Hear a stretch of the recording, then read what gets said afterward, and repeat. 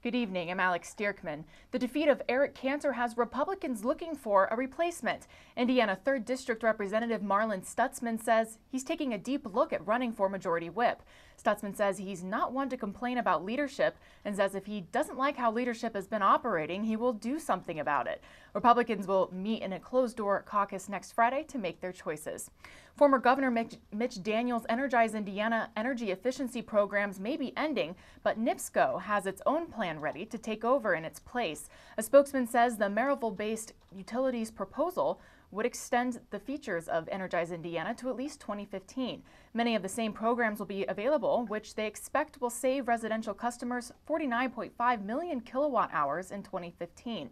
Lawmakers eliminated the Energizing Indiana program during this year's legislative session. Governor Mike Pence has been vocal about what he calls the state's need to rethink its energy strategy.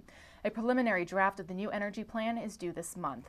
And students are used to taking the I-STEP exam, but now that the state has switched standards, they must switch tests. The Indiana Department of Education's original plan was to pilot a new test alongside the I-STEP, but that transition doesn't meet federal government requirements. Speaking to the U.S. Secretary of Education yesterday, Governor Pence backed the state's commitment to the new test and urged officials to renew the state's No Child Left Behind waiver.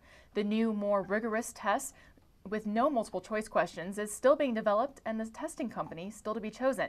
Schools have 7 months to prepare kids for the new test. Here's a look at the weather. Tonight will be mostly clear, lows in the mid-40s. And here's a look at the 5-day forecast. Sunny on Saturday, 81 degrees as the high, 55 degrees as the low.